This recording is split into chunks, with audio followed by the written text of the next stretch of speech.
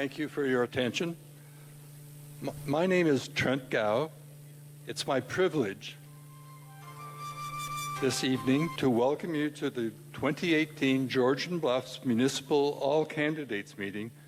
It's hosted by the Owen Sound and District Chamber of Commerce, and this is the first time that our chamber has held a all candidates meeting outside of Owen Sound.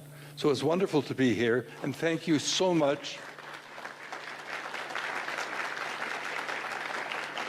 And thank you so much for all of you that are attending. It's an important part of democracy. Since there are a large number of candidates for the council particularly, the Chamber has created a format for the meeting so that all of the candidates have an opportunity to be heard.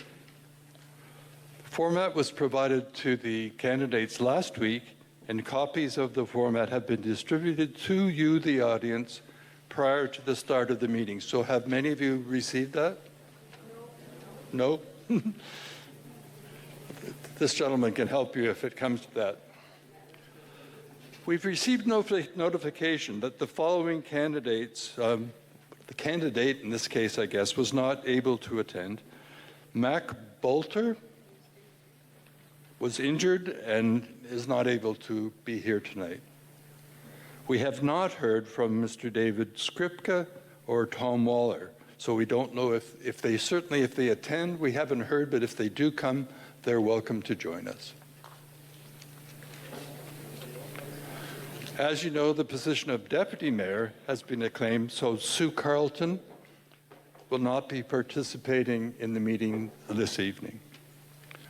Now, earlier, candidates drew randomly for the place they are sitting at the table. We had 4, but we consolidated into 3 groups, and just to make it confusing, they're groups 1, 2, and 4. Somehow, group 3 got eliminated. Each candidate will be notified when there are different time slots for different parts of this, but there will be a timing, and at 30 seconds, there will be a sign up, and then when that's finished, they'll be notified at 30 seconds, and then when they're finished, there's a stop sign, and that will be the end of their remarks. I'm sure that won't be a problem. These are all well-organized, capable people. So in the first hour, the candidates will be asked questions that have been prepared by the Chamber of Commerce. These questions have not been shared with the candidates prior to the meeting. And then in the second hour, there will be written questions from the audience, which will be selected at random by me. And I guess if I can't read them, then they don't get asked. Your questions will be collected throughout the meeting. There's gentlemen and ladies, I think, that are doing that. And they'll be screened only for duplication or lack of clarity. If you want, please identify if your question is directed to the mayor candidates or to the council candidates. Time does not permit that each candidate will answer each question, although depending on the time and depending on the format, if we have sufficient time, I may ask each candidate to consider questions that have been asked by or answered by others, and to add in if it's something that's important to you. But we'll just see how it goes in terms of timing. Now, it's expected, and I know it will happen, that people conduct themselves, both candidates, and I'm sure that will, and audience, with respect and decorum. If there is disruption, then we will ask that the person, or we will actually insist that the person leave the room. I don't anticipate that, but it's important that we respect each other. I'd also like to say that we don't consider this to be a debate, although there could be elements of that in this. It's really an opportunity for you, the audience, to learn about the candidates, hear their ideas, and learn how best they can represent you at Town Council. So let's begin. Each candidate will have 90 seconds for an opening statement to introduce themselves and state the top 3 issues they will focus on as member of Town Council. So I'll start with the mayoral candidates, then I'll turn to group 1, 2, and 4. So maybe I could ask Mr. Cato if you would start. Thank you. I am Scott Cato, and I am your candidate for mayor, and I'm also your candidate for change. I believe it's time for significant change in how we operate our council and our staff, and it has to start at the top to be effective. Our council and staff need to be paving the way for growth and development within our community. Roadblocks and closed doors have become the norm. They greet the residents with, the answer is no. Now what's your question? We've lost sight of who's working for who here. We need to stay up to date with policies that allow opportunities, promotes growth, diversification. The provincial government has recognized that need. The provincial government has brought down guidelines that allows rural economies to be competitive in today's market. They're all in front of us. They're not here for just the few. Our current leadership has chosen another path. Provincial government officials have told me Georgian Bluffs needs to reshape how they think. Sharing services with neighboring government is a must. It's only going to benefit all of us. Capital expenditures, like the airport, biodigester, we need a whole new approach. They have to be dealt with in a reasonable and timely fashion. These are business opportunities that require legwork. Sometimes you got to fight for it. The solutions are not going to fall in our lap sitting behind a desk. I ask for your support, and I will work hard on your behalf. Thank you.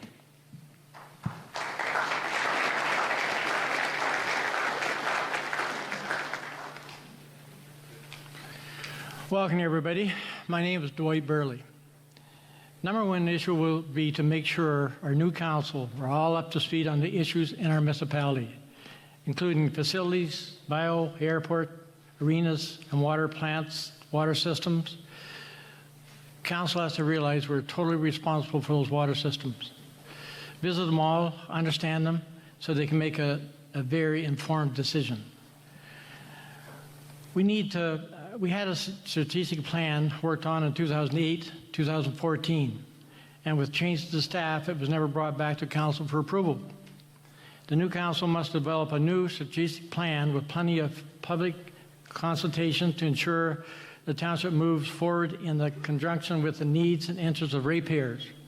Council must make sure the plan is adopted. Create a facility recreation master plan to look at better ways to serve the township needs and ensure our youth and seniors are actively engaged. For example, change the Kimmel Arena into a community center with exercise equipment for seniors, playground equipment for kids, a meeting place for all to go. And I look forward to your support. Thank you.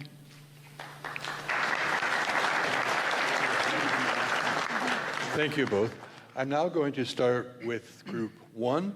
And let me just remind candidates, people are getting to know you. Some certainly do already. So when the question period comes, each time that you speak, would you start with your name? That will reinforce it so that when they go to the ballot, they can put the X beside you. So we'll start with Mr. McComb at group 1. E.J. McComb, practicing. I'm E.J. McComb, and I want your vote. I've been involved in the community as a volunteer, making a difference on the board of several clubs and organizations. I work hard, and I believe that any job worth doing is worth doing right. My decision-making is evidence-based. My planning is based on what I know, not wishful thinking. Once I've arrived at a plan, I execute. I've chosen to raise my family in the best place I know, Georgian Bluffs, and I'm okay with paying taxes, but I'm frustrated when I see our money spent on things that don't appear to have a solid business plan. So I'd like to be the reason why we don't have to discuss the biodigester and the Wyerton-Keppel Airport in 4 years from now. I want to make a plan, I want to execute the plan, and I want to report back on how we're doing. I want to be a champion of open dialogue between citizens and councillors. When's a good time to speak to your council? Every day is a good time to speak to your council. Speak to them and keep them accountable. Finally, I want to improve our future for our youth and our seniors. Youth in this area should have all the opportunities of city youth and the blessings of country youth. We need to support good public facilities and recreation. We need to keep our schools here. Seniors are a growing population, and they're an asset to our community. Our planning needs to recognize the importance of long-term care facilities, and we need to attract healthcare professionals back to the area so that our seniors can live in Georgian Bluffs as long as they want to. I'm E.J. McComb, and I respectfully ask for your vote. Thank you.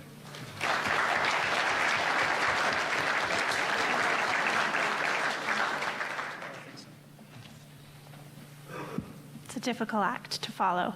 I'm Nicole Egan, and I'm asking for your vote for councillor in Georgian Bluffs as well. I'm relatively new to your area. I moved here in 2016, but I've been visiting for the past 20 plus years.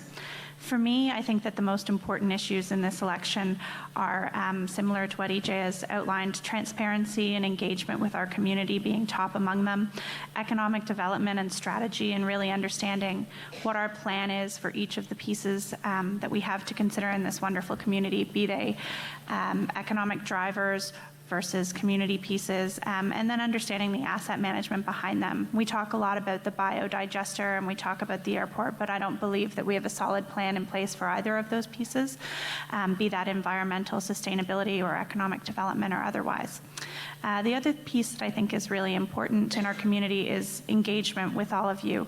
I would loudly echo that when a council is elected, they're elected to serve you. And what that means to me is transparency and openness and understanding where our tax dollars are spent. I'm happy to pay taxes as well, but I want to know what they go towards, and I want to feel as though I have a vote in that, and all of you should feel the same way. So those conversations need to be ongoing all the time.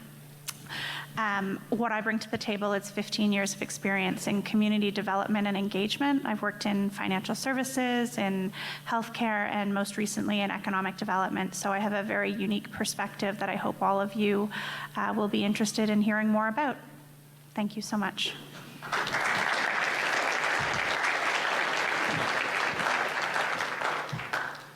My name is Craig Sanderson, and I'm running for councillor in Georgian Bluffs.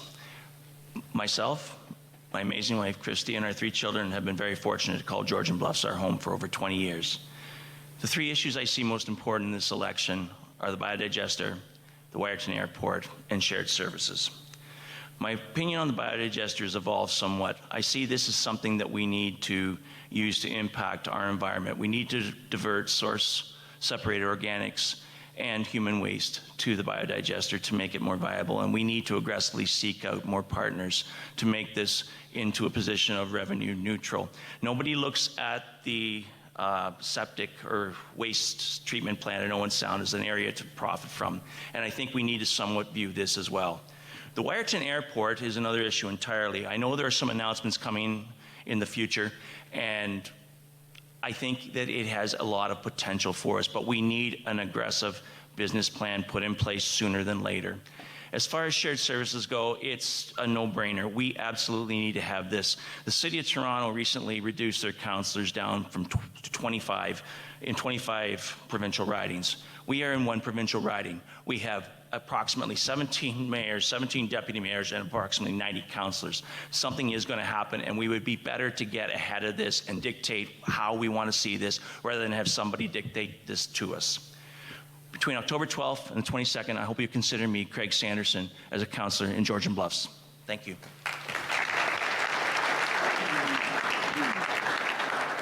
So I'll start now with Group 2, and maybe ask Paul Sutherland if you would start, please. Hello, everyone, and thank you for coming. For those of you who don't know me, I'm Paul Sutherland.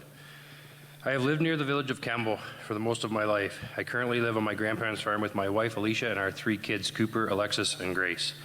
With the support of my family and friends, I've spent the last 4 years on council in Georgian Bluffs. During those last 4 years, township staff and council have achieved many great accomplishments. Just to list a few: purchasing the Wyerton Keppel International Airport, rebuilding many roads in the township, updating the Shallow Lake Arena, and updating the policies and bylaws within the township. If I'm elected to this upcoming term, I would like to focus on keeping our roads in excellent condition with proper maintenance and upkeep, working with staff and future council to keep the Shallow Lake Community Center accessible to all ages to enjoy. It is a huge asset to our municipality and It is a huge asset to our municipality to have such a great place to play hockey, lacrosse, baseball, kids' playgrounds, and a recently added skate park. And lastly, to find a way to help bring services to the area of our township that are in need, providing that the costs are minimal to taxpayers. Services could include water, gas, and sewage. I would be honored to be one of the councillors for this township. Thank you for your time and support.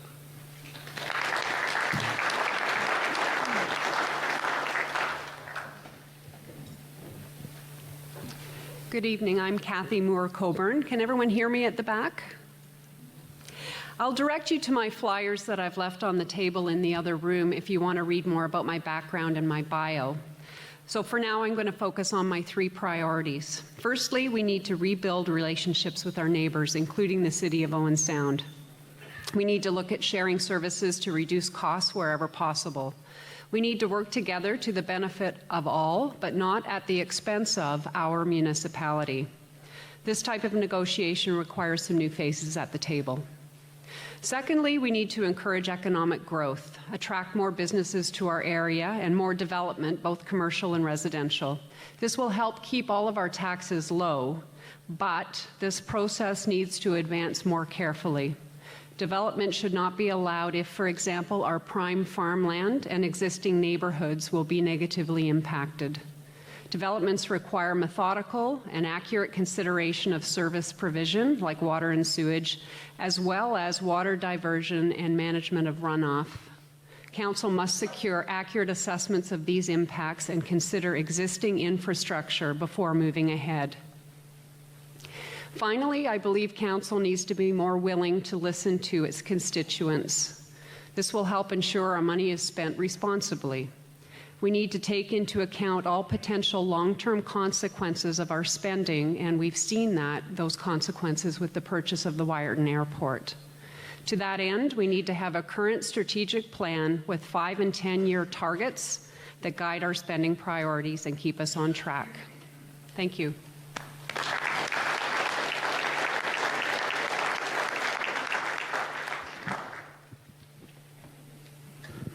Hello, everyone. My name is Rick Odette, and I'm honored to be here tonight and hopefully for your vote for Georgian Bluffs Council.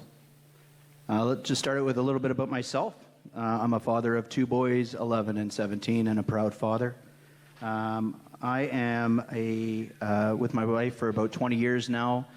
We celebrate our 20th year anniversary on Thursday. I am a mortgage specialist for Meridian Credit Union, proud company, and I've been doing that for just over 10 years now with a background in finance. A proud member of the Inter-Township Fire Department for over 5 years as a firefighter for your community. 15 years of coaching in this community with all ages and all sports. Actually, one of them is here tonight. Hi, Connor. That was set up. And of course, a proud resident of Shallow Lake and Georgian Bluffs for over 9 years, and I think we can all agree we don't have a better place to raise our family. Some of my focuses may be a little different. I concur with all my colleagues up here that we need to build our relationships back in this community. Don't understand why that's even a thought. Relationships build opportunities, and we need to put our egos aside and do what's best for our residents. With the biogrid, there's a ton of opportunity there, folks, but at the end of the day, it's not working right now, and we need to figure out some fresh, new ideas in order how to make it, I don't think it's ever going to be profitable, but make it sustainable and the right option for us and for our environment. Plans to impact the youth and our seniors, so need to figure out ways to get these kids outside the house and be more involved in our community. My time is up. Thank you. I have no questions for Table 3. So going to Group 4, could we start at the left-hand side, please? Welcome, everyone. First off, I'd like to introduce myself as Grant Pringle. Lived and been in this area for over 30 years. Been married to my wife, Lorenda, for 23. Got twin boys, Mitchell and Mackenzie, now age 21. I've been a business owner for the past 12 years in Georgian Bluffs. I own Bricklin Wholesale, small distribution company. And from there, my three biggest issues that I find right now myself, and this is from being out talking to people in the last month, communication with this township to me has been totally lost over the past few years. I learned so much in the last 3 weeks of talking to people that I had no idea what was going on. I don't know, I lived in Shell over in Side Road 6 or what, but it was, I find that things are really strained, that things aren't communicated between council and our taxpayers, and that is an issue that needs to be addressed. We need to get things back on track so people can talk more openly, freely all the time. And that also extends into our relationship with the City of Owen Sound. I really do believe that the City of Owen Sound and Georgian Bluffs got to be allies, not enemies. We really got to work together to make things happen as far as business growth goes and bring new business to this area. So what I'm stating on that, both sides have to be in agreement. You can't be a good communicator one-sided. Our seniors, what I see out there, I'm on the road every day, our seniors, we need more cost-effective housing in this area for those people. Not everyone wants to go to Seasons or can they afford to go to Seasons, and they're here now. We need more. Thank you. Time's up. Sorry, we're sticking to the time frame. Could I the next?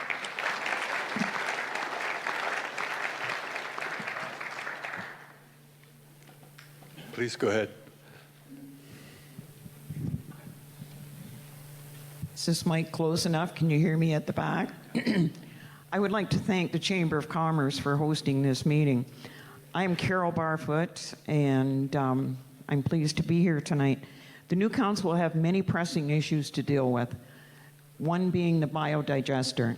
Our competent staff has been working on several different avenues to increase usage of it. If the province should ban dumping septic waste on our fields that grows our foods, we'll have to make a choice. Use the biodigester.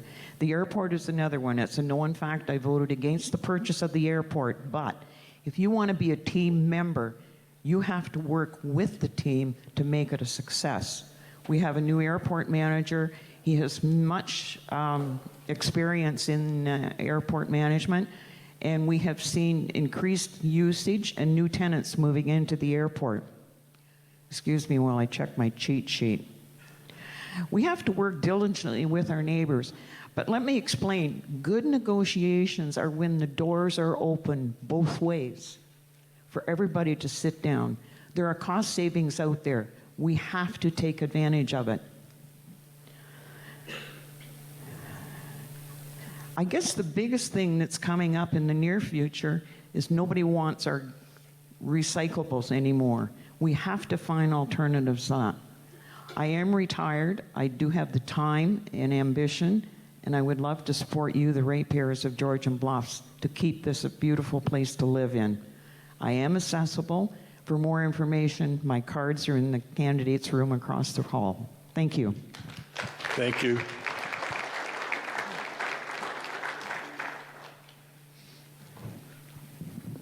Thank you. Before I start, I too would like to thank the Chamber of Commerce and all of you for coming. This is a great opportunity. There's lots of candidates, and I appreciate the opportunity to introduce myself to you. My name is Ryan Thompson, and I'm here to ask for your vote in the upcoming election to be your councillor. This is a request I make very humbly for a role that I take most seriously.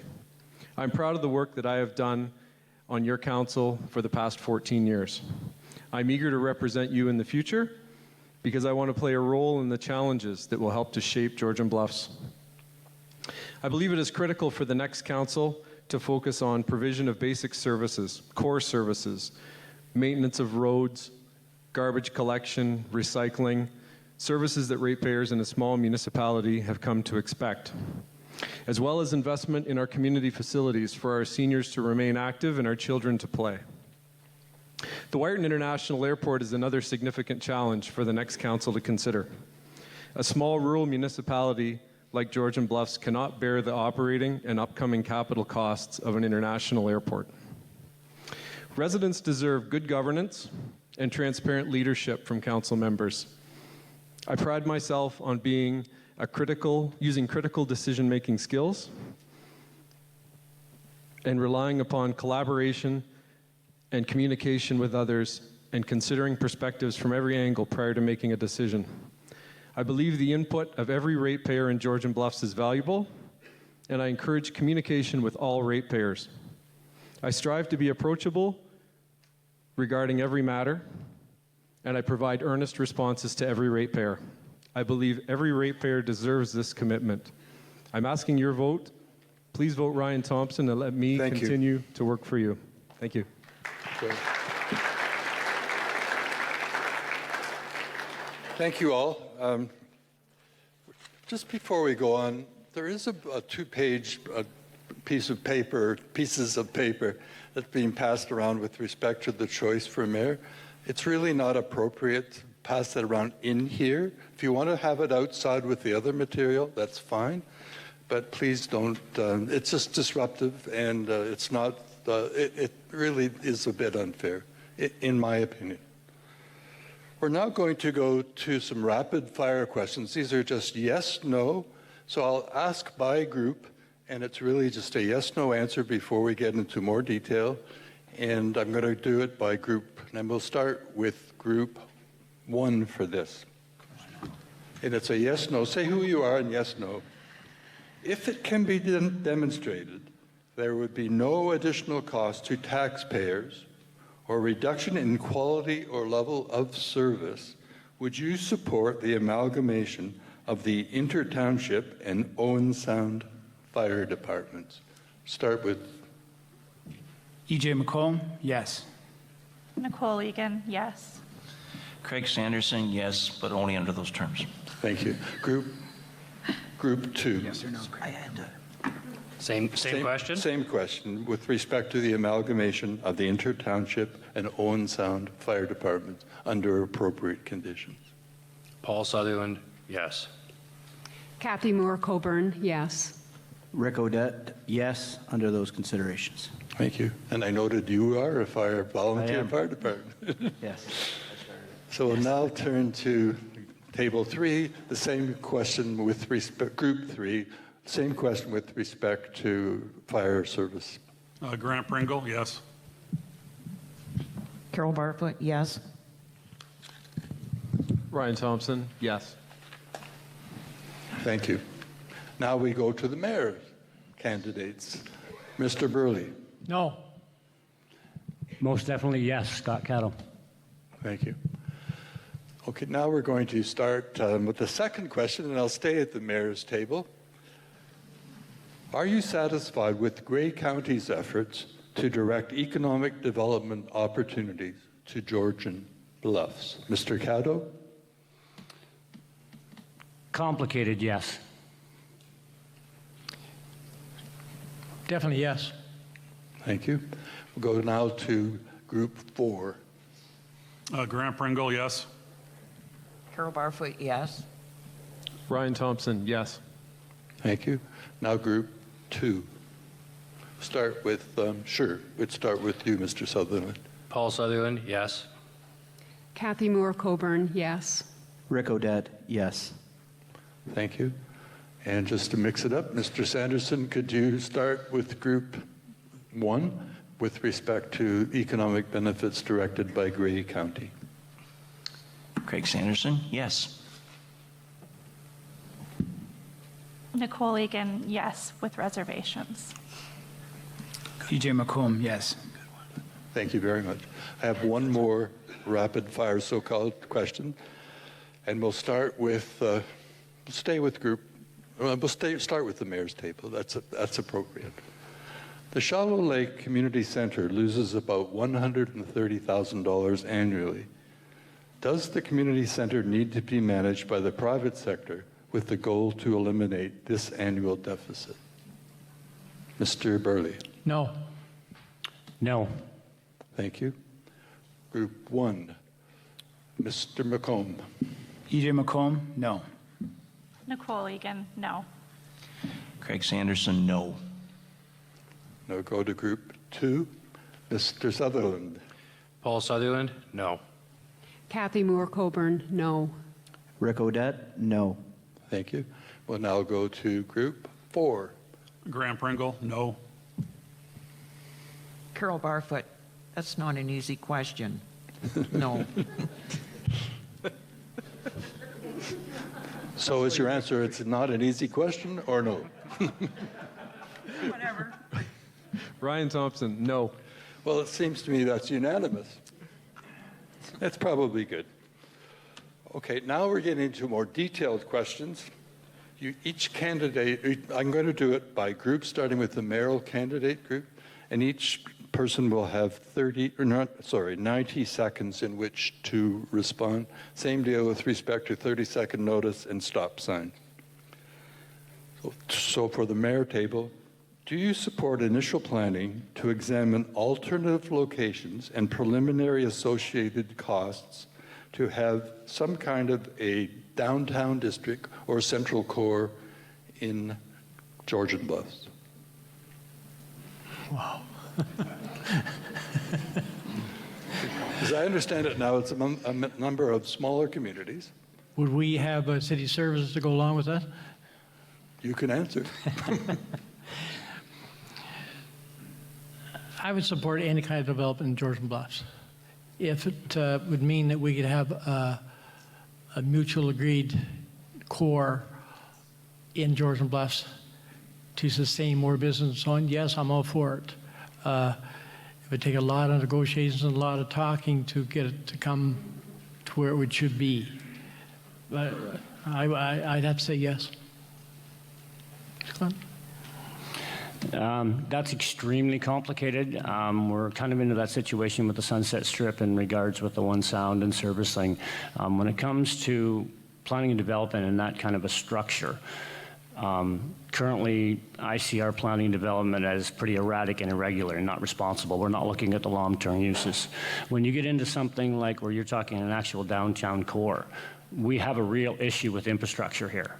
Where does it get put? Where does it put? Where do we have water? Where do we have sewer? We can't continue to just pound in buildings and build commercial. I'm all for development. My livelihood depends on it. That's an extremely complicated thing, and I think that's actually going to turn back to cooperation with the One Sound.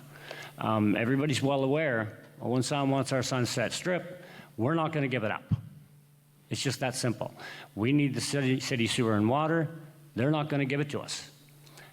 Where do you put this kind of a development, and where do you put this kind of a structure without that proper planning in place? So that's an extremely difficult issue you're going to get into, and without real long-term planning and cooperation with your other municipalities to make it work, that's extremely hard to do. Thank you. So now we're turning to group one. These questions are a surprise for me, too. That one is.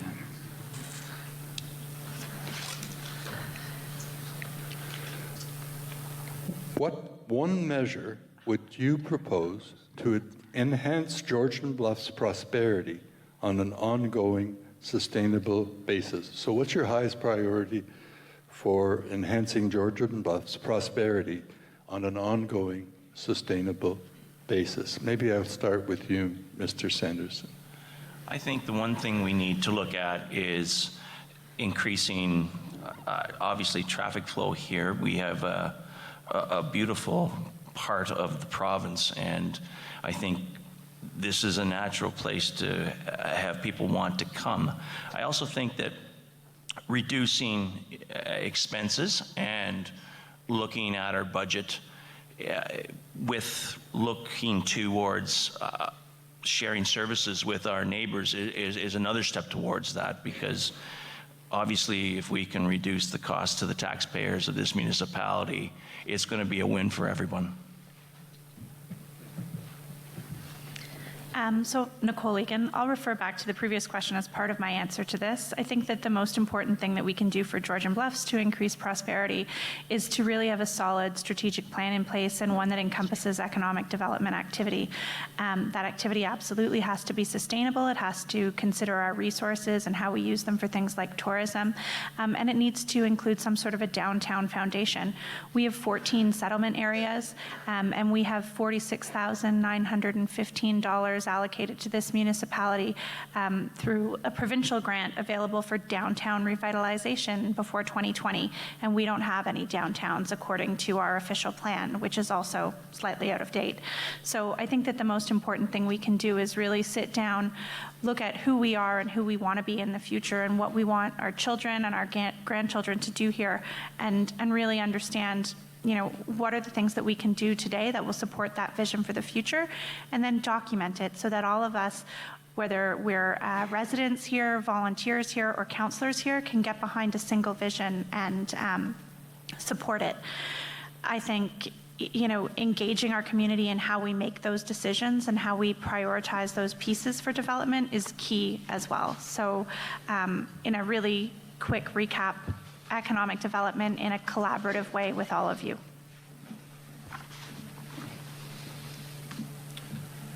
E.J. McComb. I'd love to answer all those by just saying ditto, and that would do it, right? But I guess that's not acceptable. I think these are really good answers, but I think that we're forgetting possibly the most important thing, and that is taking care of what we've already got. I think that we need to support the people who live here. I think we need to support the farming families that are here, and I think that the best way we can do that is by removing some of the roadblocks that we've put in their way. We've put lots of roadblocks in the way of people developing their on-farm businesses. We've put roadblocks in the way of new business coming into the area, and with discussion of marijuana and some things that haven't yet come up, take a note, those are coming yet. Also, there are more business opportunities. And so I think developing what we've got here is the way we need to focus. Thank you.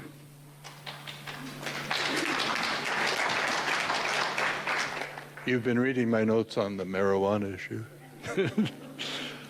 So we'll now go to group number 2. And I have to be on the right page. That would help. And this is something that's been touched on by many of you in your opening remarks, but for Group 2, how long should Georgian Bluffs continue to accumulate a deficit, or debt, I guess, operating the Wyerton International Airport before you support its sale or closure? Or do you? We'll start with Mr. Odette. Sure. Rick Odette. So I'll start out by saying that I am a support of the airport. I think it's a missed opportunity in many ways. I think there's a lot of initiatives that need to be put in place in order to make that a profitable business, if it is ever profitable. But I do think that that purchase was a smart idea. If you look at the big picture and what it cost us in order to purchase that property, we had instant equity, a lot of instant equity. And coming from my finance background, that's not easy to come by. Land is a premium. Opportunity for land is getting scarce every day. And like I said, being a mortgage specialist, I see it every day with land. It is an asset. It is a huge asset, but there's a ton of opportunity that needs to come within that as well. We need to look at making it a regional airport. We need to figure out the revenues that we can get from the small businesses that are surrounding it and the new opportunities of small businesses that come with it. People, I tell you, and I mean it, it is a huge asset. It may not seem like it now, and I understand the mindset of it takes money to make money. I see that every day. But patience is a virtue in this area, and there will be opportunity not only with that property now, but with the land in the future. I guarantee it. Thank you. Kathy Moore Coburn. So, as you're all fairly well aware, I imagine there's a survey that was recently completed that showed tremendous interest in scheduled flights out of this airport. I think we need to give that a try before we pull the plug on the Wyerton Airport. That is one possible solution to making this a more self-sustaining source, an asset for our communities. Having said that, I don't believe this ever should have been a township-owned asset. It should be a regional airport. I think Grey and Bruce counties all need to be supportive in terms of the operating costs and the maintenance and ongoing costs associated with upgrades. It does provide some valuable services like medevac and search and rescue operations. I don't know how you put a price on a human life, so we do need to take that into consideration as well.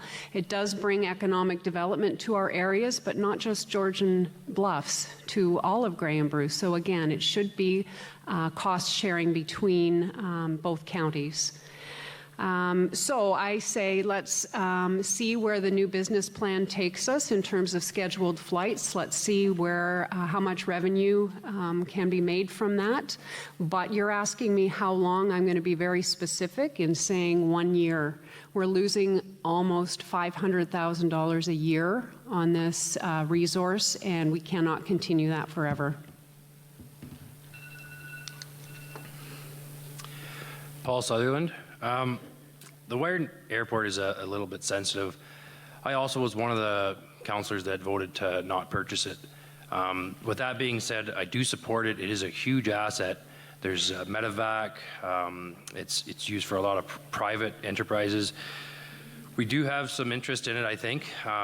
You know, if something can come about in the next 5 to 10 years, it might be valuable for us to sell it. I mean, when we bought it, the land value alone is, in my eyes, is worth 3 or 4 times what we actually paid for it.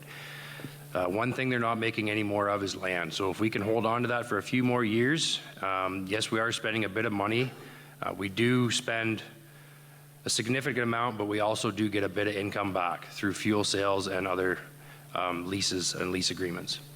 So I would think within 5 to 10 years, we will probably make a really good decision on that, and hopefully we have it in a better state to sell it to someone or have the interest of the counties joining us. Thank you. Thank you. So here, you don't get this question, although you could have it later if you want, but it's group 4 that I'm turning to. Should council approve the creation of a retail cannabis dispensary in the Georgian Bluffs area, in the municipality of Georgian Bluffs? The Ontario legislature is indicated that each community has that option of having one or not. Which side are you on? Group 4. All right, well, it's kind of funny. I kind of thought we'd probably get this question. My name's Pringle, and I am actually for the cannabis location in Georgian Bluffs, and I'll give you a reason why. We've legalized to drink. We have tobacco that's legalized. And the marijuana industry is coming, whether we're ready for it or not. It's going to be part of what we have every day. One thing that I notice with the marijuana industry is that when it has controls on it, it'll make the honest guy feel better about himself. If you're elderly, or you got issues as far as arthritis and other issues, marijuana has been proven to do a lot of benefits for a lot of things. And it'll keep the honest guy feeling good about himself to go do that. And I also do believe that if you do put pressure on the younger generation to stay away from the crap that is out there, the meth, the coke, the rest of the bad stuff that's killing our kids, the opioids, and direction towards that way. I'm not saying I'm telling everybody to tell their kids to smoke dope, but get them going in the direction that you can keep them away from the bad. There's so much garbage out there now, and it is killing our kids left, right, and center. I don't want to get beat by the buzzer here again, so make it short. We gotta, I know it does seem like a bad thing, but I do believe that it's done right, and it's in the right spot, and I even say downtown Owen sounds a good spot for it because you get lots of security, more lights, and a better scenario of looking after it. It'll push the bad guys out. All right, and we got to look after our young people. Thanks.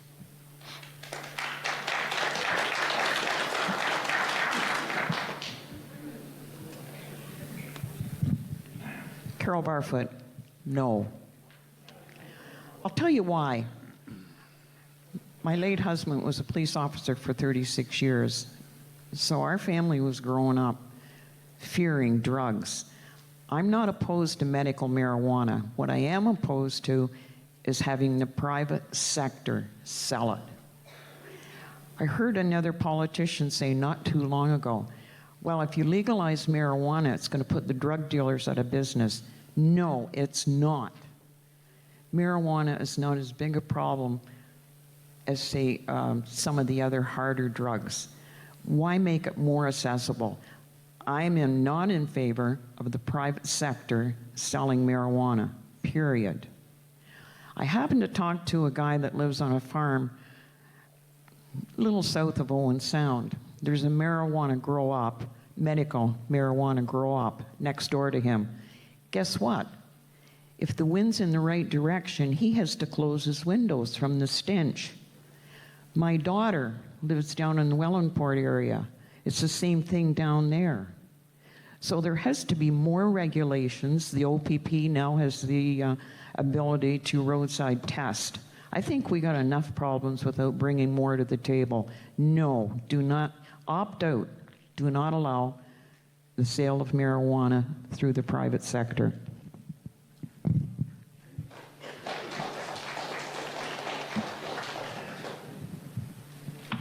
Ryan Thompson, thanks for the question, I think. I listened to both comments before you, and in some regard, I agree with both. I think it is a preliminary conversation now, and it's too easy to say, yes, I do, or no, I don't. But I will continue with my explanation about that. I think the police fears are real. So when we are at a provincial conferences, the police would talk about how they're unprepared for the cannabis legislation and they're not able to provide safeguards for our people on the road and for our communities. So that's a concern. Having said that, our role is about the future of Georgian Bluffs and Georgian Bluffs prospering. So the one thing that I've heard tonight is, we talk about an absence of planning, and I would take offense to that because we have some terrific professional staff in our office and they provide the best planning advice that they can to us. And they look at the policies and they give us their best advice.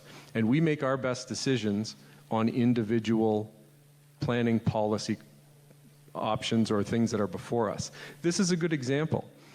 If, once the safeguards are in place, and through a collaborative, thorough, pragmatic process, we can be involved in the planning, we can set our own criteria, we can set our own guidelines, we can set site plans, so we can be involved in a solid site. So my answer is maybe. Thank you.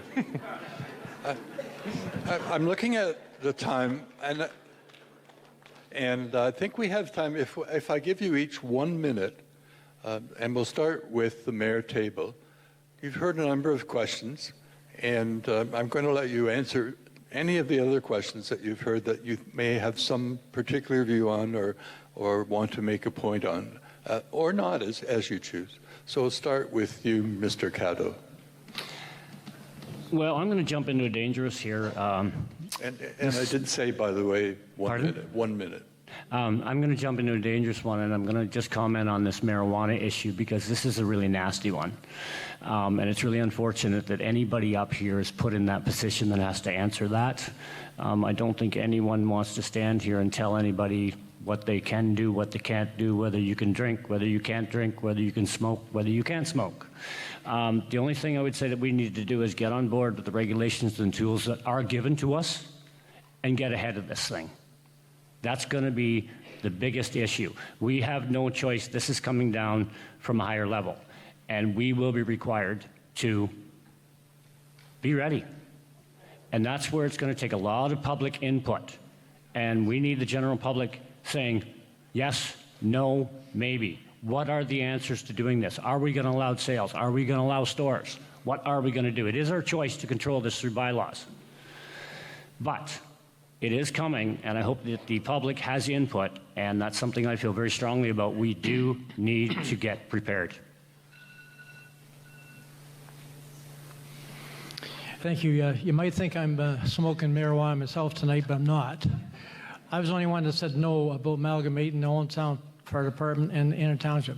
I'm chair of the board of the Inner Township Fire Department now. It's two different animals. We have to realize that. The Owen Sound Fire Department are professionals, and the Inner Township are professionals. The best fit for both municipalities would be for the Inner Township to buy, or the city rather, buy a service from the Inner Township Fire Department. So they would pay us a flat fee to attend all calls or whatever they would wish on this side of the city. We have big issues coming up with the departments, and we have contingency plans in place for the new 10th Street Bridge, for instance.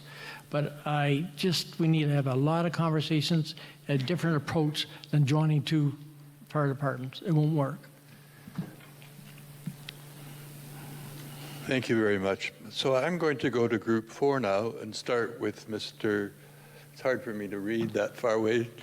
Sure. And maybe you could say your name again and which issue you're addressing. Thanks very much. Ryan Thompson again. I would like to take the opportunity to talk a bit about the question about a downtown core. I've lived here for all of my adult life, and I built here because I expected this would be my forever home, and purchased our family farm and operated as a third-generation family now because I love the township. As I look out in the crowd, I see lots of friends of mine from Kilsyth and from Big Bay and from Shoaldice and from Crookshank, and I don't think that we want to say this is our core. I think we have a really proud heritage of a number of different communities and hamlets here, and people feel strongly about that attachment. I think what we need to do is a better job of appreciating that and doing a better job of honoring each of those small communities, rather than try and pin one down for us to name as the core identity of Georgian Bluffs. So that's something I feel strongly about, is improving that, improving the heritage for each of those centers. Thank you.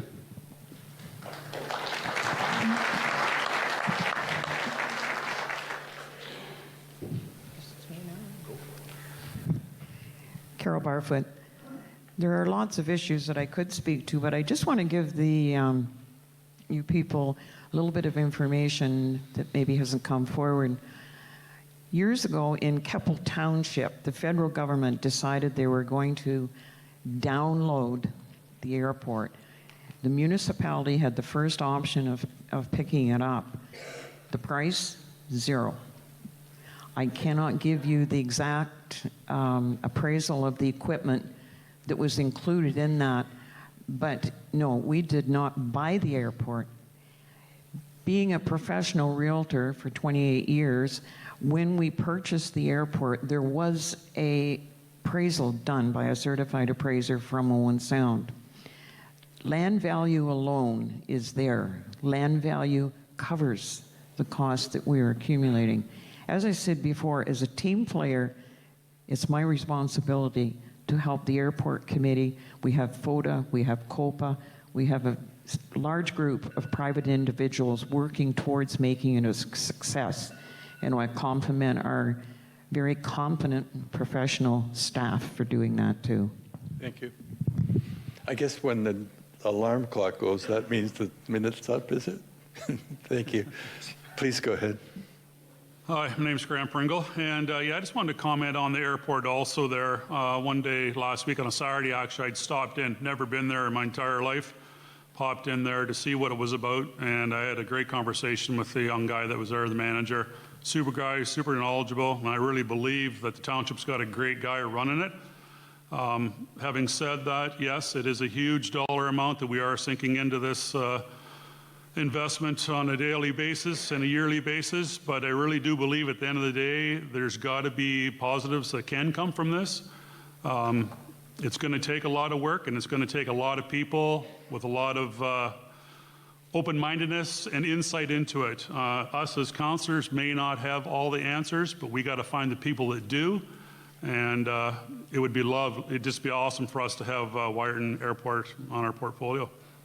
So thanks. Thank you. So maybe we could start with Mr. Odette at Group 2. So obviously I'm a little biased when it comes to the Inter-Township Fire Department and the Owen Sound Fire. Again, being a firefighter for 5 years there, I totally appreciate the understanding of the cost effectiveness of why we would want to do that if it makes sense in the long run. Being on the front line, I'm telling you now, a lot of it is ego. And those are the things that I mentioned in the beginning that have to change. We have to start doing what's right and put these these 10, 15-year relationships and start to do what's best for our townships. I'm not necessarily saying that that is the best thing to do, is to merge, but being a Keppel guy that has responded to a fire or a death or a suicide within 5 minutes versus what we would do if we were integrated can save a life and make a difference. So yes, I understand the cost, but it's got to be the right scenario and it's got to make sense, because I'm telling you, what we have here, people, is unique and it saves lives. So in the long run, it's got to make sense. Thank you.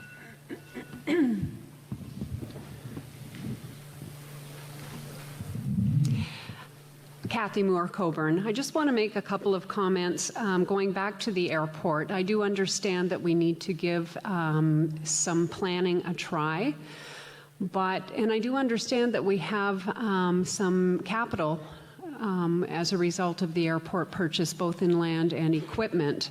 However, in losing $500,000 a year, it's not going to take too many years before that makes all of that a zero-sum gain. In regards to marijuana, I was a public health nurse for 25 years, recently retired. I'm all in favor of harm reduction approaches to drug use, and it is coming, as has been said. I would prefer to see government-operated and regulated sales centers as opposed to private ones, where we can be sure that the regulations are in place to ensure we're not selling marijuana to underage individuals. And I think we need those tight controls to protect our young people. Paul Sutherland. I wanted to touch base on the marijuana as well. I do not believe that marijuana should be sold in Georgian Bluffs or Ontario for that matter. They do say that police can detect it on roadsides, but the sad part of it is they do that with alcohol as well. Alcohol starts out as one and ends up with a full night of drinking and deciding to drive home. Maybe there's people that sneak through and get through the ride program, but with marijuana they say they can detect it regardless, but there's always going to be people that still get home whether they're using it or not, whether it's alcohol or drugs.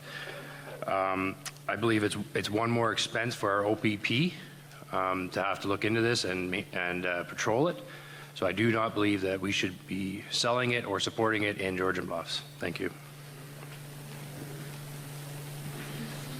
Thank you. Turning to Group 1, Mr. Sanderson. With regards to the sales of marijuana in Georgian Bluffs, I am very much against it. I mean, where are we going to put this? In downtown Kilsyth, in the flower shop downtown, in Shaw Lake? Kids get on and off the bus in those places, and this should not be here.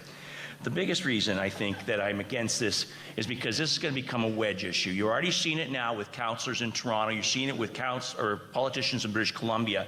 Now they're going to want to have heroin, they're going to want cocaine, they're going to want every drug legalized. And if we get to that place, we are in a very, very bad place. And what's it going to cost? I mean, they say that you're going to get rid of the black market on this. Well, that's wonderful. Beer right now is taxed at a rate of 50%. So are we going to sell marijuana at a price point of that? Well, I'll tell you, if they do, the black market will still be very much alive. And that scares me. And it should everyone else.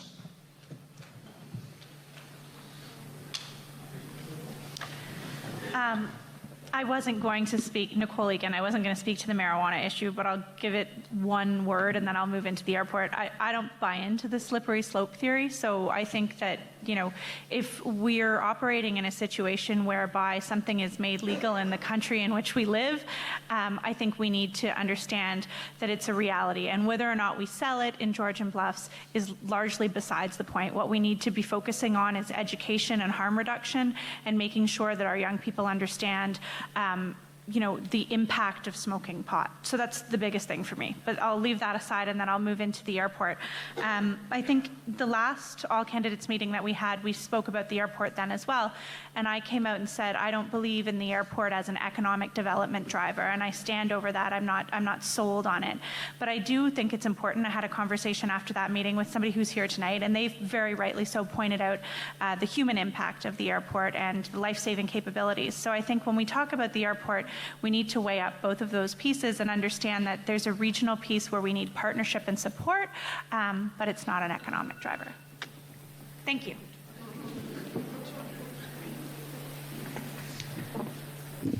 E.J. McComb.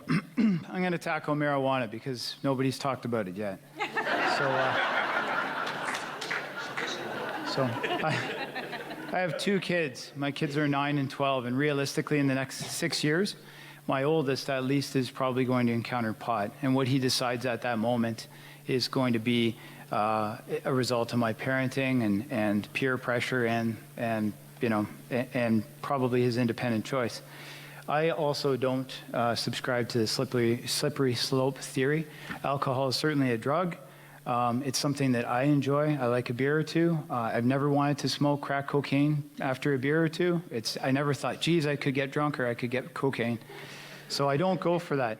I believe if it's regulated properly and it's treated like the LCBO treats other things. Now remember, it's going to be under the LCBO. If it's regulated and treated like the LCBO treats other things very thoroughly, that it's safe. And frankly, I would rather my children, if they're ever going to do it, hope not, but if they're ever going to do it, I would rather them go and consume it from somewhere safe. So rather than going to a drug dealer on the corner that could have laced it with any number of things. Thank you. Thank you all for...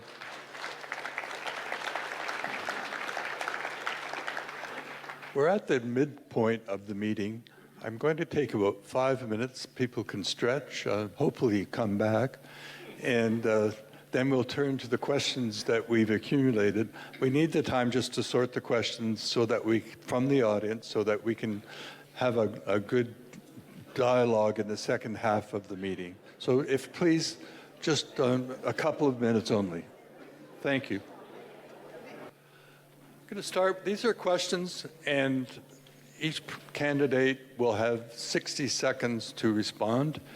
There are some mayoral questions, and there are some councillor candidate questions.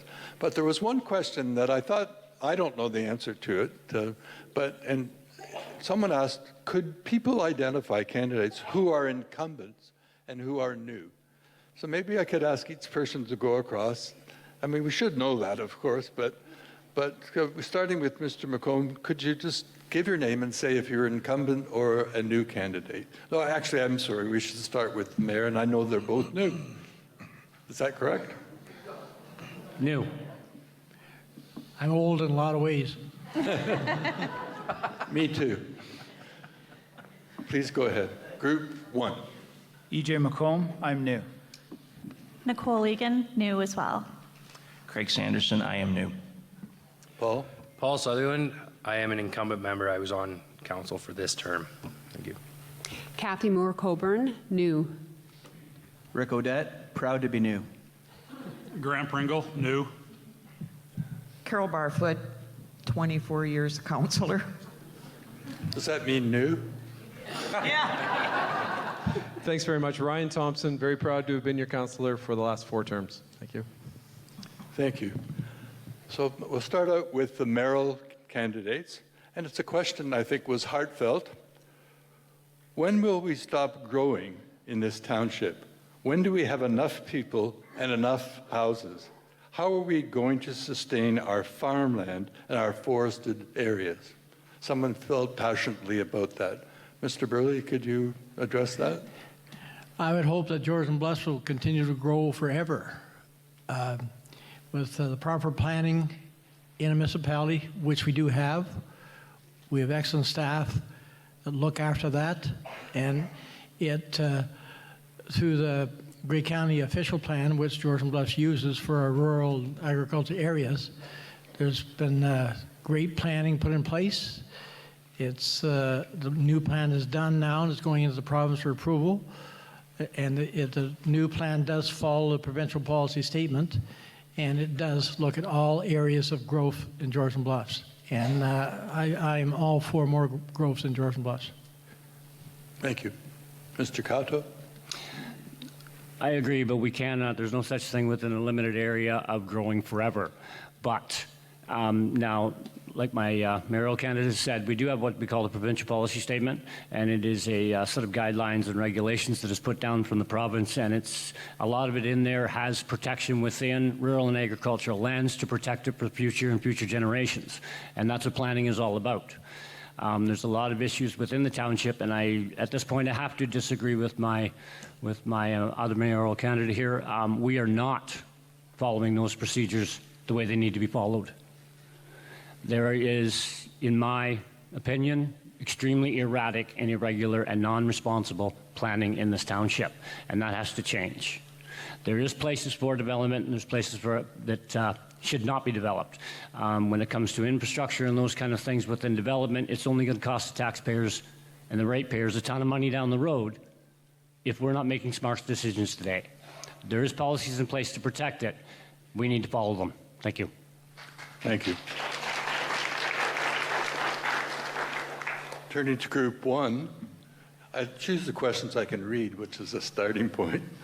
What is your position on creating a regional municipality with Owen Sound to create a larger community that would garner more influence politically? Do you see this as a feasible option? Do you see this as a feasible option in the next 5 to 10 years? Mr. Sanderson, to start, please. I see it as an option. I think we do need to discuss. I don't think we should limit it to just Owen Sound.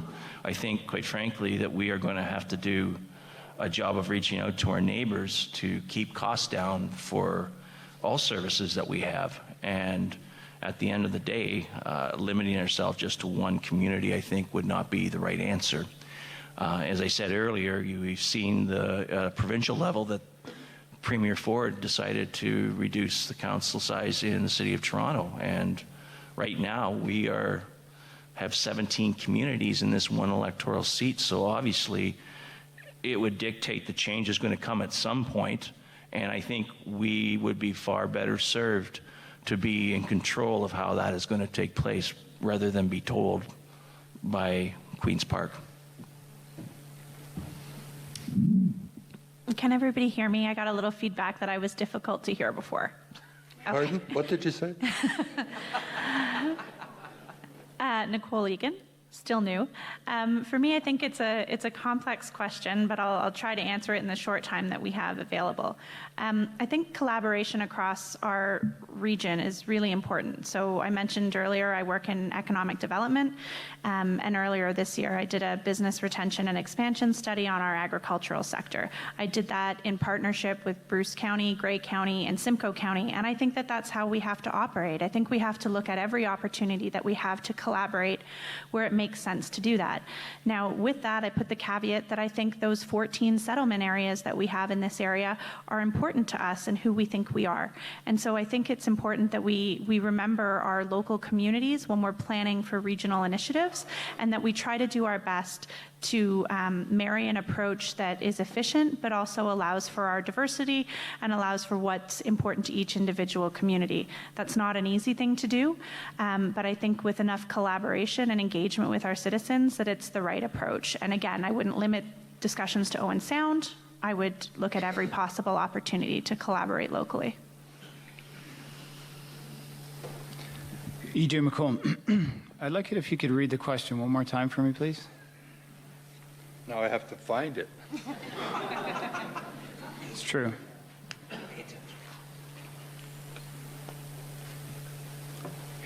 Actually, I'm not sure. When I asked the question, I shuffled it away, and I've got a lot of questions. Yeah, and I apologize. No problem at all. I'm going to frame it then, because I believe that the question was whether or not those two governments should come together for the sake of buying ourselves more political favor overall. I think you phrased it consistently with the question. Perfectly. So I'm going to answer that and answer it directly. No. No way at all. I can tell you why. Because you're selling your soul on that. You are giving up what we've got that we value here in Georgian Bluffs, and you are furthermore giving yourself a far higher tax bill. The mill rate in Owen Sound, if I'm not mistaken, is 1.7, and ours is something like 0.8. So it would look bad on our taxes, and it would, like I say, I believe it would be selling our soul as to what it is that makes us who we are. we can stand up for ourselves today, we won't necessarily be able to stand up. Though our voice might be louder, it might not even sound like what we want it to sound like. And I'm also not a doomsdayer. I don't believe that any time in the near future we'll be forced into that situation. So absolutely no. Thank you. Thank you very much.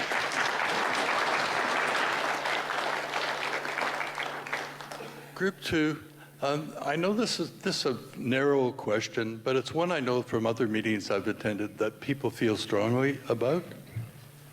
Do you feel it's appropriate to allow proven commercial activity in residential zones? What would you do to enforce compliance if your answer is no? So people really do get concerned about bylaws and local issues. What's your approach to that, Mr. Sutherland? That's a tough question. I mean, on one hand, you've got planning moving forward, or you're moving forward on one hand, but you're also moving back on the other. We want to have everybody in the municipality happy, and sometimes that's just not possible. So I would have to say, yes, I would support it, but limited. I'd like you to ask the question again, please. I have it in front of me this time. Do you feel it is appropriate to allow proven, and they use the word proven, commercial activity in residential zones? I mean, they could say unproven too. What would you do to enforce compliance if your answer is no? And then I sort of generalized to talk about, bylaw enforcement. Yeah, thank you. I would say that it would depend on the type of business in the community, and I think it's important to consult with communities to solicit their viewpoints on how such businesses might impact their own communities. So I think the collaboration is important. I don't think we want to stifle growth and economic development within our communities, but at the same time, we don't want it to be disruptive in terms of their neighbors, the residential homes and the folks who live there. So I think it's worth looking into. Again, I think it depends on the business and the impact it has on the people who live there. Rick Odette. So I've seen this firsthand through what I do for a living. One thing that I'll mention right away is that it truly does impact potential people from buying houses in our area. If it's zone commercial, they need to go through a small business program in order to do that, and the cost of borrowing is through the roof. Down payments are greater, so it does really affect especially first-time home buyers from coming into our area and buying their first homes.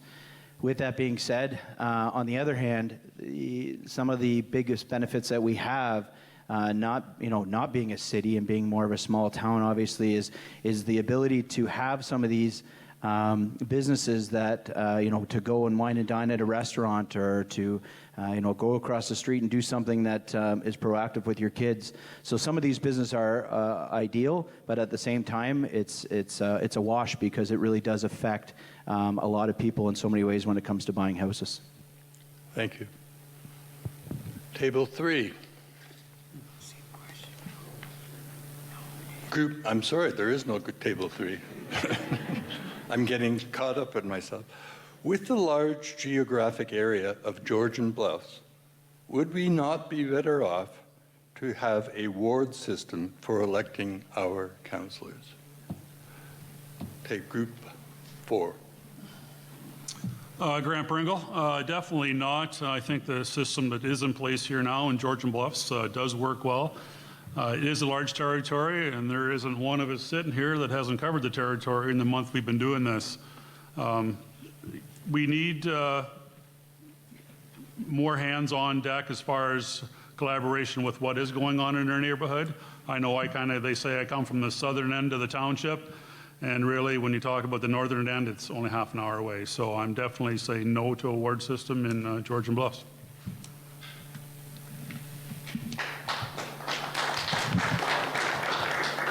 Carol Barfoot. No, I am not in favor of a ward system in Georgian Bluffs. I have seen other ward systems. Few of them have been successful. a lot of them haven't been, and they've done away with the ward system. They now have an at-large system. I personally don't have a problem representing the ratepayers of Georgian Bluffs. Yes, geographically it is large, but no, I think if you're a councillor, you represent all the people. There are no invisible walls as there are when you put up a ward system. Ryan Thompson, thanks very much for the question. It's one I've done some academic research on, and I won't bore you with all of that, but in the province, and actually in other countries, fewer and fewer municipalities are governed by a ward system. And the reason for that is because it allows total objectivity for the councillors. And I certainly have experienced this over the last 4 years. When we do a road survey, or road survey is a perfect example. When we go to all four corners of our very large township, there's no incentive for one person to put the needs of their area over the others. So it is purely an objective look at what is best for this township. And the same can be said for recreation and everything else. Like I mentioned before, we are a very intricate web of different communities that are very proud. And looking at the community as a whole lets us be totally objective and totally fair to the heritage in each community. Thanks very much. Thank you. Going back to the mayor's, you can tell me if this, I'm going to read this as a question I was given. If it's not an appropriate or complex one, we can ask another, but start with it.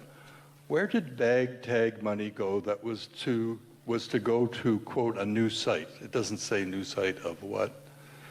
Plus, are we paying Owen Sound $1 per bag for our taxes, tax dollars, as Owen Sound is paying $3 and we pay $2? Does that question, do you understand it?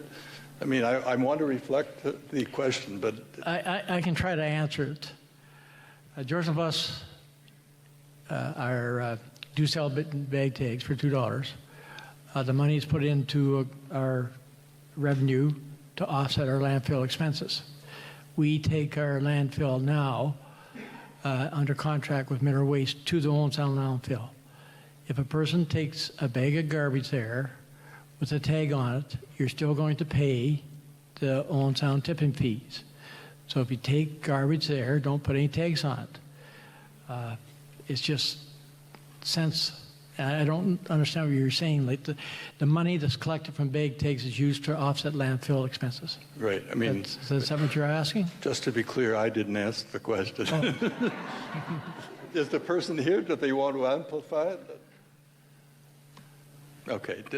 Would you like to address that question, or would you like something else? Sure. Actually, I got a pretty simple answer for that one. If we want to get rid of our garbage, it's going to cost us money. And if we want to plan down the road, look at what we're going to do in the future. We have to start now. So I'm going to stay with the mayor's just for this, because that first question was somewhat obscure.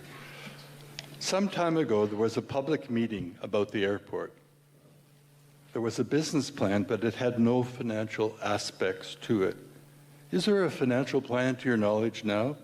Is that available for the public?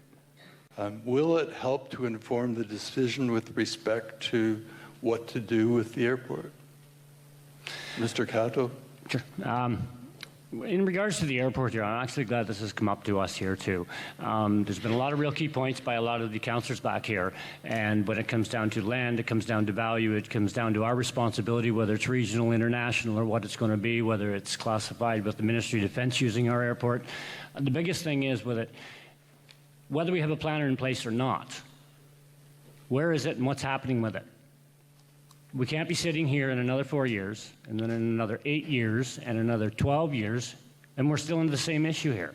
We have to start moving forward on this thing no matter what we do. It comes to a point when, how far do we go when we keep telling everyone we're going to make the changes and we're going to actually have a plan in place? How much more money are we going to spend? We actually have to get out from behind the desk and get this done. We got to start moving, and sometimes we got to work for what we're going to do. and that's how I feel. But as for plans, things I've heard talk for years, I've seen nothing come of it. Thank you. Seems like 15 years ago, there was a business plan made for the Wharton Capital International Airport, put in the shelf, still there. When Georgian Bluffs take a real good look at it, before you put a business plan in place, you need to say, where are we going? So we put a strategic plan in place, which we do have now. It gives the airport a direction where we're going to go. In order to put a business plan in place, you need to answer a lot of questions.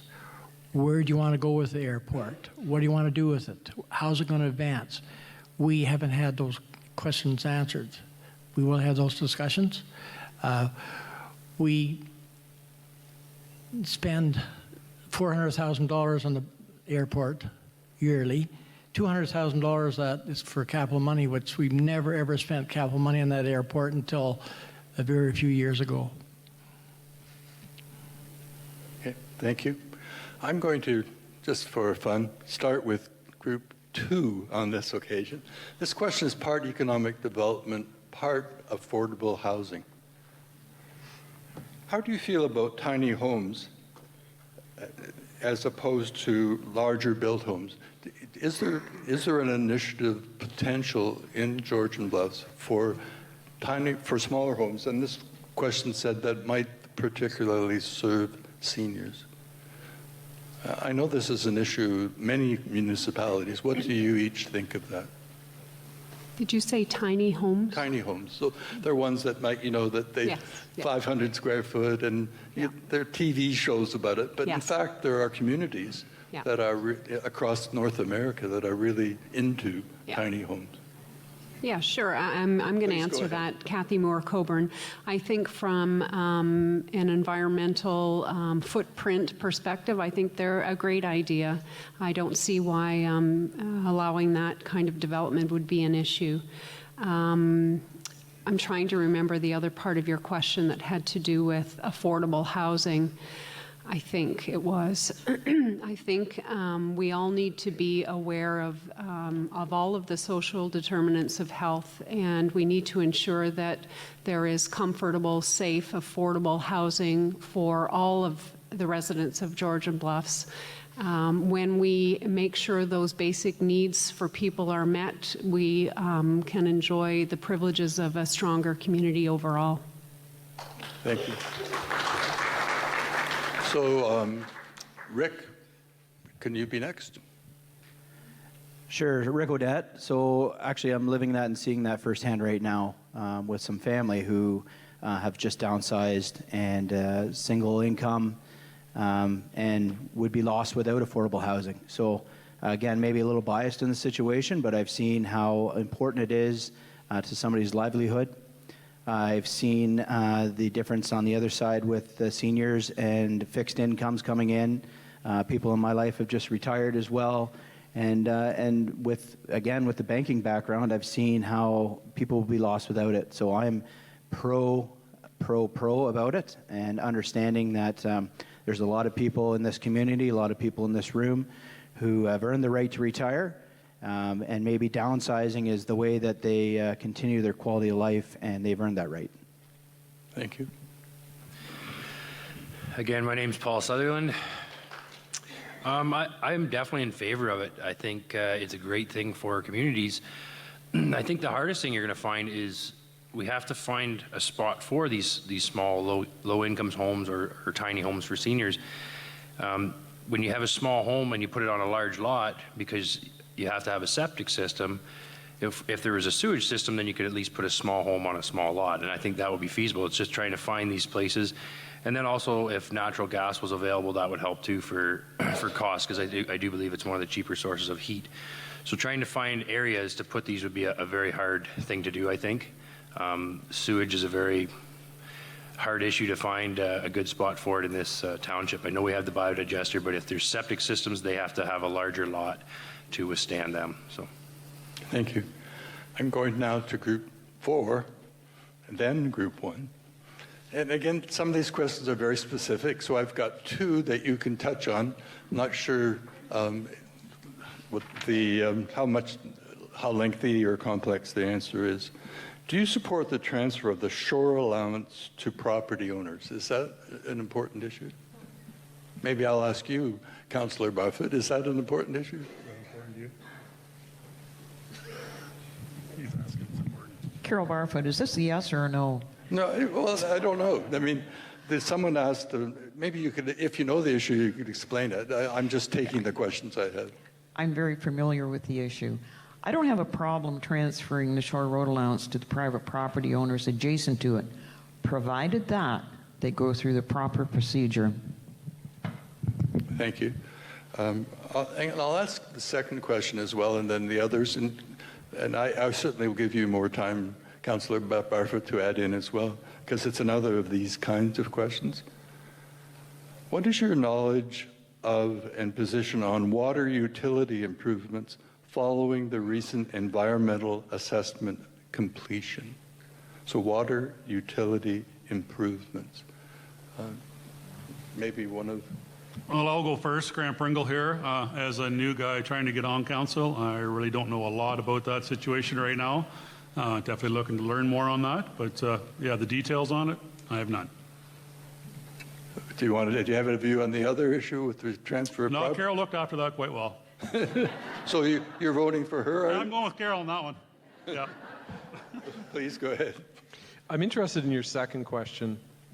Would you restate that again? Because I kind of got tripped up there. I knew you'd ask that. Yeah, sorry. What is your knowledge and position on water utility improvements following the recent environmental assessment completion? I mean, I know there are a lot of water issues, water treatment issues in Georgian Bluffs. I don't know if the questioner was how specific they were being. And I apologize if the questions are a little obscure. I'm just dealing with what I have. Okay, so am I getting 60 seconds for both of those or 60 seconds each? Just My answer is yes. Your answer is yes, thank you. But I didn't. So Ryan Thompson, I'll talk about the transfer of shore road allowance first, and then if you stop me, I don't know what I'll do. That is a really difficult one, and we've done our best through the past terms of council to appreciate that people who own property on the shore road allowance want to and should be able to enjoy that shore. Having said that, we're bound by stewardship of that shore road allowance, so transferring that has been sometimes difficult for us to sort out whether that's possible.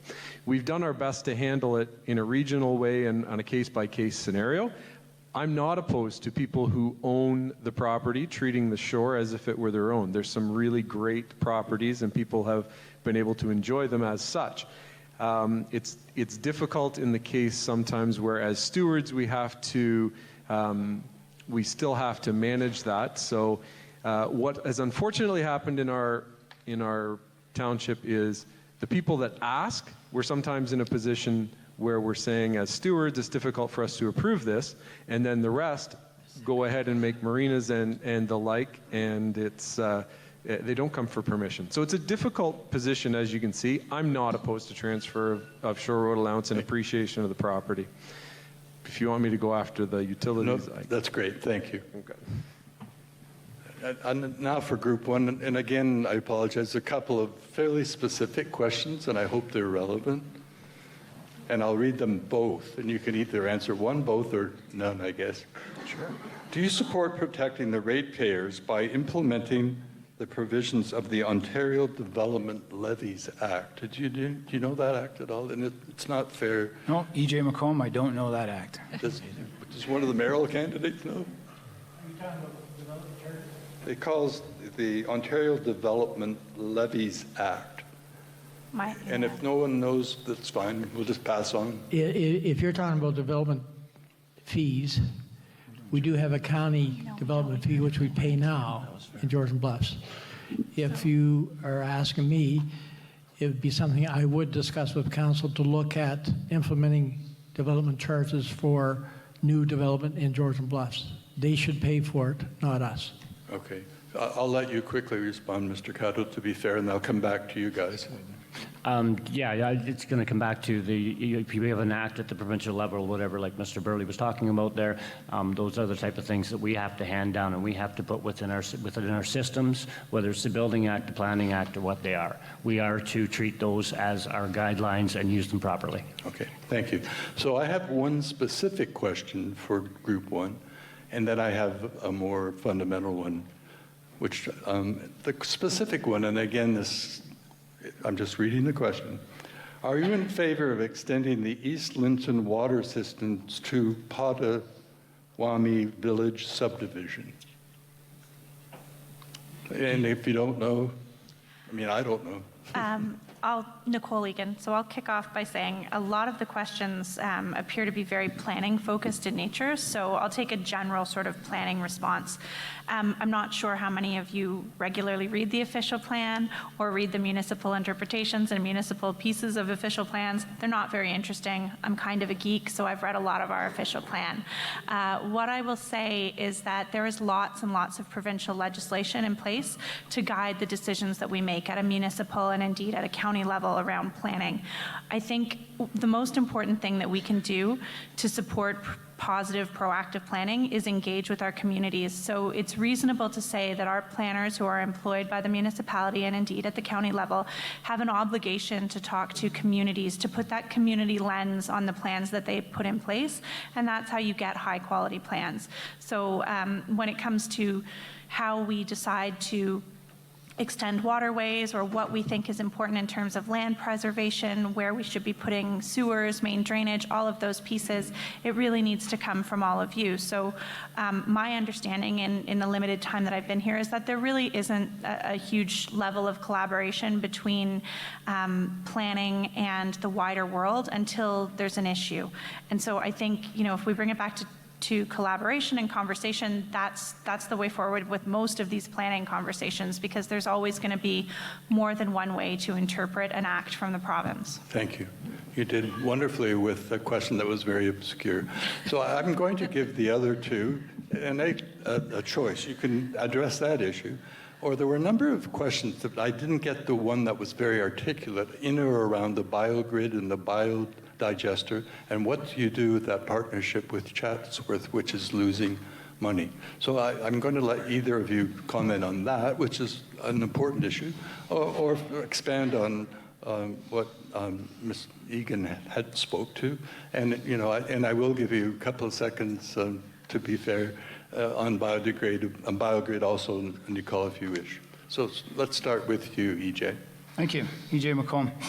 Take two shots at this. So first of all, the extension of the waterway. It's unfortunate that we don't have better relationships with Owen Sound. It is the product of not having that relationship. There's every chance that they would have the capacity to help us there and we could extend north rather than coming south.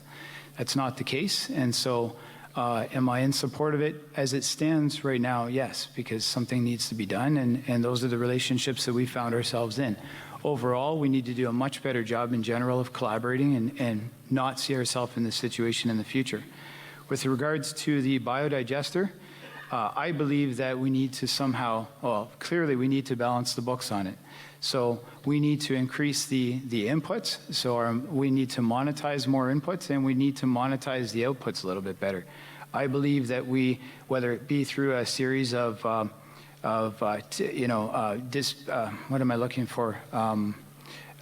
discounted tipping fees for our local residents, or whether it be through some solid waste. I was at Owen Sound there last week at their all candidates meeting, and a number of people were interested in the idea of composters. And so if that was to fly, and if we could get a relationship with Owen Sound, that kind of stuff could come over to our biodigester, those solids. And so we would have that much more that we could send out of the biodigester in that much higher quality. So the reality is we can make it work. Oh, stop. EJ McCall. Yep. I must confess, I've never read the Provincial Planning Act, but it sounds like a wonderful cure for insomnia. I support the fact, and as EJ alluded to, it is just a shame that Potawatomi is not attached to the city of Owen Sound for purposes of water. Obviously, something needs to be done there, and that is a reasonable decision, I think. As far as the biodigester goes, as I stated in the onset, we need to be more aggressive in getting more human waste off of fields. We need to have a green box. We need sort of separate organics that are going to go there that will make this viable. And I mean, doing that is so important for the future, because we need to cut down on what we put into our waste, because at the end of the day, we are shipping our waste to Michigan. What happens if tomorrow morning the Commander-in-Chief of the United States wakes up and says, we're not taking it anymore? What is Plan B at that point? And I think that's something we need to address, and we are going to have to address it over the next 4 years. Thank you. So just a short added answer, if you would, please. I'll keep it as short as possible. So I'm very pro the biogrid, and I think we need to expand its usage, as everybody else here has said. I think it's really important that we look at every possible opportunity. So expanding what it takes in terms of fog or fat soils, and I forget the G, but there's thank you, grease. I think it's something we absolutely have to look at, and whatever we can do to sustain its use and environmental protection of our area. As Ryan pointed out, we're stewards, and it's our job to take care of the environment that we've been given. So the better that we can do that, the better for everybody here. Done? Okay. Another sentence. I have to be fair. No, it's fair. Okay. So we're now at the point in the meeting. We've had a number of questions. There could have been more if I could have read them. But in any case, we're at the point in terms of timing when we've reached our time limit. So we're going to close with each candidate having 30 seconds to summarize why each of you wishes to be elected to town council. And I'm going to start with the councillors and finish with the mayoral candidates so that we finish at the more senior level.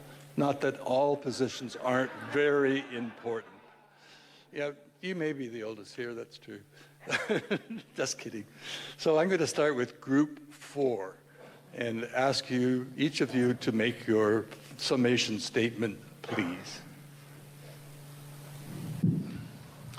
All right, final statement. Grant Pringle here.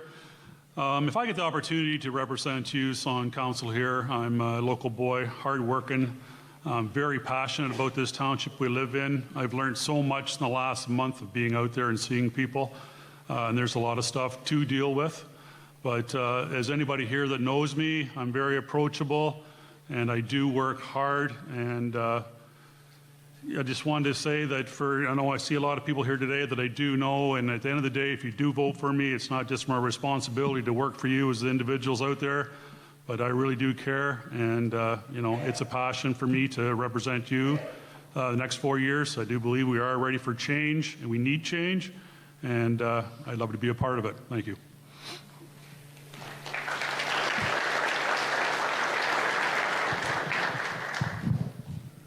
Carol Barfoot. Don't start the clock yet. My promise to you, if I'm elected, is to be accessible, work hard, and not be afraid to make tough decisions. With the cooperation of our very professional, competent staff, and I feel we can do that. A lot of people say, where are your election signs? I don't put election signs up anymore. I haven't for the past few elections. I take my expenses, do a donation of the same amount, and donate it to the hospitals. This year it'll be Owen Sound and Wyerton. In the words of a famous author, Richard Thomas, and I have his permission to use this, you've had a council which has worked together on a vision for the future of Georgian Bluffs. I would encourage you to support all of the incumbents running. However, if you can only support one, please let it be me.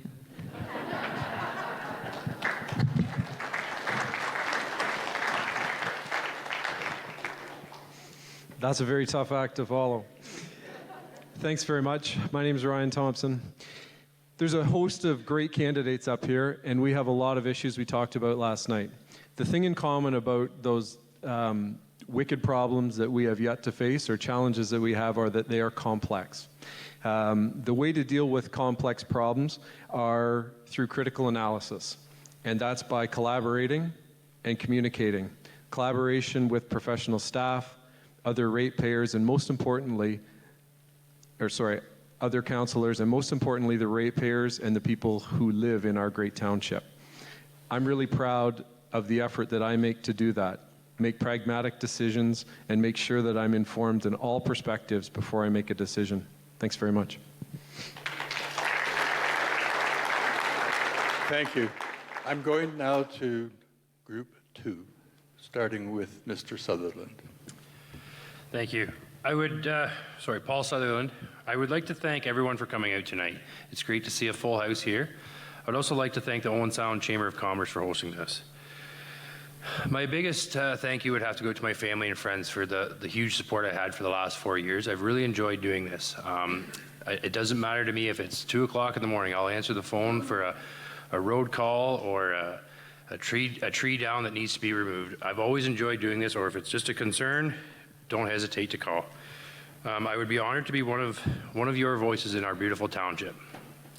I, Paul Sutherland, respectfully ask for your vote this October. Thank you.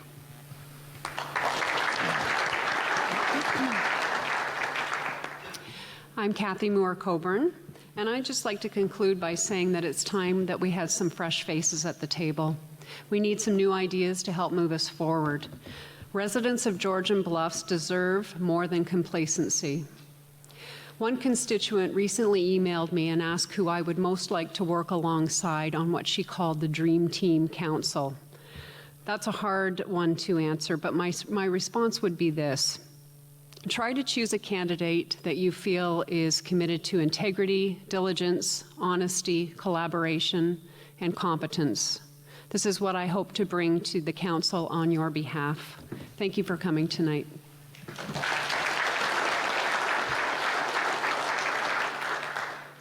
Rick Odette. Sorry, if you can hear me, there we go. So, on the genuine side, I was raised the right way. I come from a great background. I have a great family who is all here to support me. I'm surrounded by nothing but good people, and I do that on purpose. I build trust and relationships very quickly, and like Ryan said, there's nobody up here that's up here for the wrong reasons. What I promise to you is to be that guy that works with these people, that is involved in the community like I am now in different ways, but will be there in those events so you can shake my hand, tell me how you feel like you have today, and I promise to be a proactive, genuine partner to always respect your opinion and always drive to do what's best for this community. Thank you.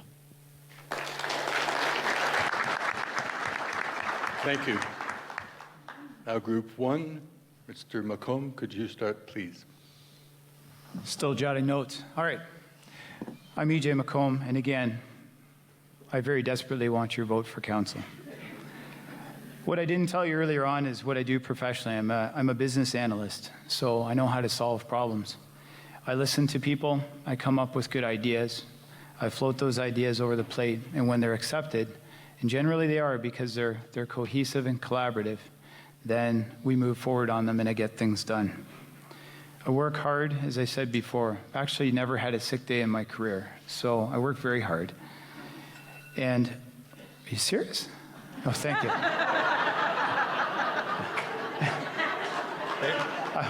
Very serious.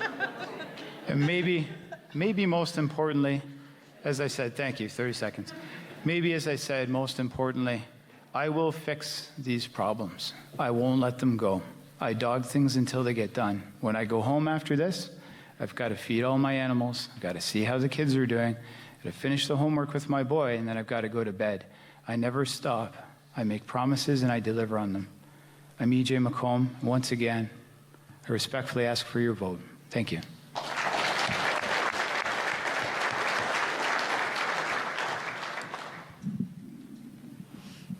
again, it's a really difficult act to follow.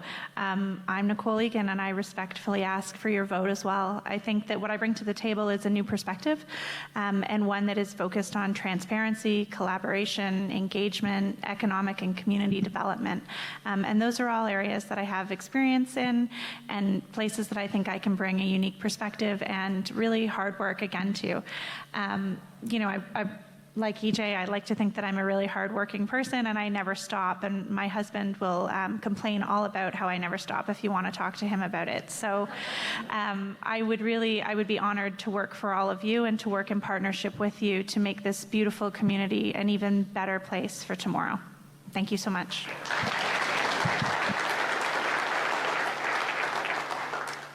I would like to thank the Owen Sound Chamber of Commerce for hosting the political equivalent of speed dating here tonight. This has been a bit of a challenge to get some of our points across in this time period.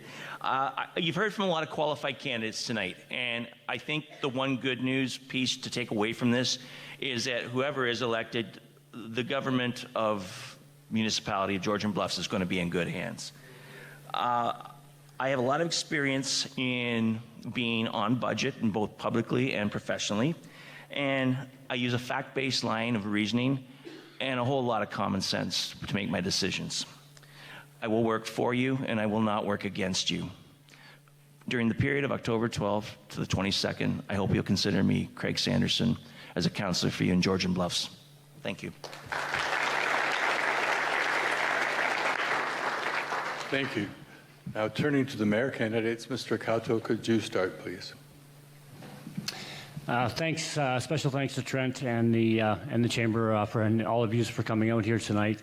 I really haven't said anything about myself since I started here tonight, but I've been in this township for 32 years, and I'm still on the family farm with Jen, my wife, and my two wonderful kids, Billy and Maya. And I'm planning on going nowhere. I want to stay here. I want to live here, and I'm going to retire here. We need a municipal council that allows our residents to compete in today's marketplace. We can no longer continue to live in 20-year-old regulations and ideas. We need diversification from one end of the spectrum to the other. We need to respect our kids. We need to respect our seniors. We need to respect our future. Planning has to be in place, and it's got to be done right. That's what builds a strong community for our kids and our seniors and all of us. This change is only going to happen from the top down, and our actions by this council in the next 4 years is going to have an impact for the next 20. That decision is in your hands, you the residents. It's your choice. Thank you.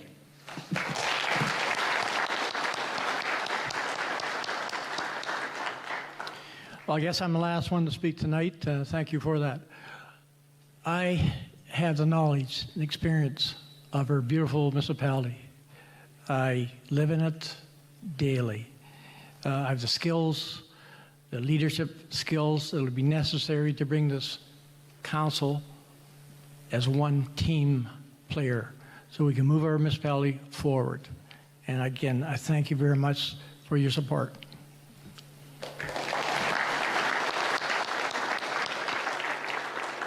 Thank you.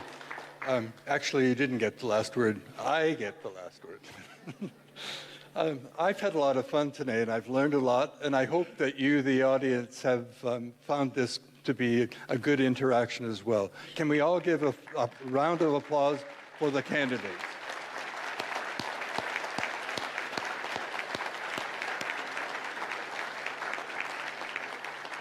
And I would like to, and I'm sure the candidates would join me in this, thank you, the audience. You've been respectful. The questions were good. And you didn't leave at halftime for the most part. And so thank you very much. I certainly feel that it was a wonderful evening. Just so you know, Rogers Cable Television has recorded this meeting for a future broadcast. And their schedule, I guess it will it be on the Chamber website in terms of when? And also I think you can access that menu if you want through Rogers. Now, you've all been here, so you may not want to watch it again, but tell your friends, tell your family. It's important that there be a good turnout for this election. So on behalf of the Owen Sound and District Chamber of Commerce, which proudly includes Georgian Bluffs. We wish to thank all candidates for the commitment to our community by stepping forward for election. We thank you, the public, for attending. Thanks for participating, and please drive safely on your way home. Thank you, and good night.